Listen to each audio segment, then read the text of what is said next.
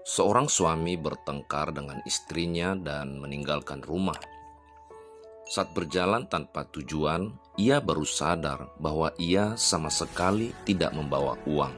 Ia lapar sekali ingin makan.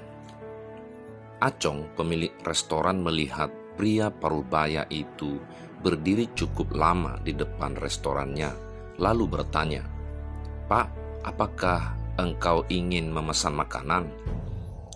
"Iya, tapi aku tidak punya uang," jawab pria itu dengan malu-malu. "Tidak apa-apa, aku akan memberi gratis."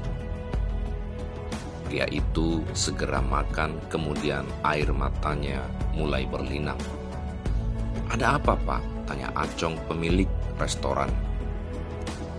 "Tidak apa-apa, aku hanya terharu karena seorang yang baru kukenal memberi aku makan, sedangkan istriku sendiri telah mengusirku dari rumah. Kamu seorang yang baru kukenal, tapi begitu peduli padaku." Acong, pemilik warung itu, berkata, "Pak, mengapa kau berpikir begitu? Coba renungkan hal ini. Aku hanya memberimu semangkok bakmi dan kau begitu terharu. Sedangkan istrimu telah memasak nasi, lauk pauk, dan lain-lain, mengurus anakmu setiap hari selama ini. Harusnya kamu berterima kasih kepadanya." Pria itu kaget mendengar hal tersebut. "Mengapa untuk semangkok bakmi dari orang yang baru kukenal, aku begitu berterima kasih, tapi terhadap istriku yang memasak untukku dan mengurus anak-anakku selama bertahun-tahun, aku tak pernah berterima kasih." Pria itu segera bergegas pulang.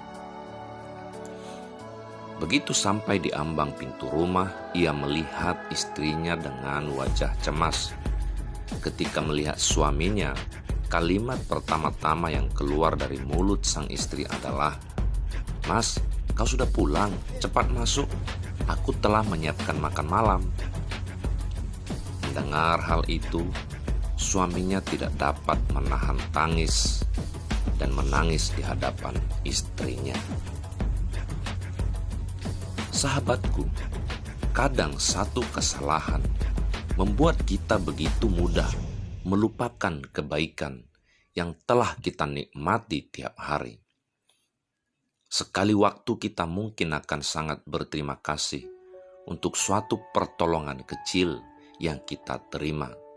Namun kita sering tidak sadar dan lupa berterima kasih akan kebaikan-kebaikan dari orang-orang yang sangat dekat dengan kita. Berterima kasihlah kepada ayah ibu kita, kepada istri dan suami kita, kepada pegawai rumah tangga kita, kepada office boy di kantor kita, kepada semua orang-orang terdekat dengan kita. Hidup itu indah kalau kita pandai berterima kasih dan bersyukur, belajar menerima apa adanya. Ketika gelap, baru tersadarkan apa arti dari terang. Ketika kehilangan, baru tersadarkan arti dari memiliki. Ketika berpisah, baru tersadarkan arti dari kebersamaan. Kemarin sudah tiada, besok belumlah tiba. Kita hanya punya satu hari, yaitu hari ini. Jangan sesali yang telah berlalu, itu perbuatan yang sia-sia.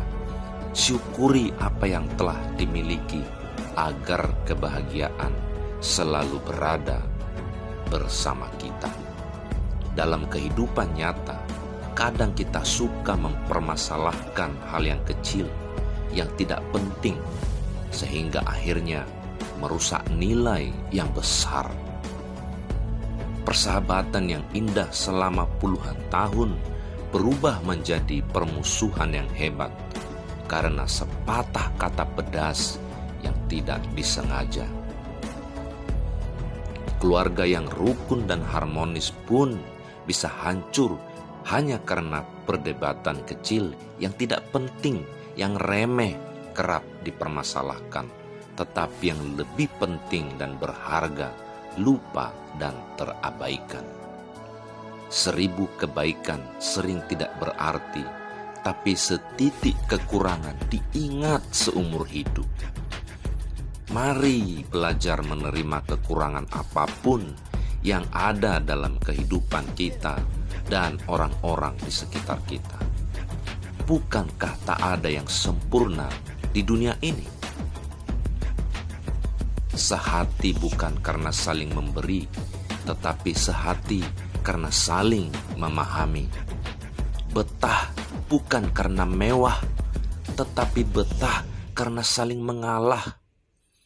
Indah bukan karena selalu mudah, tetapi indah karena dihadapi bersama setiap kesulitan dan kesusahan.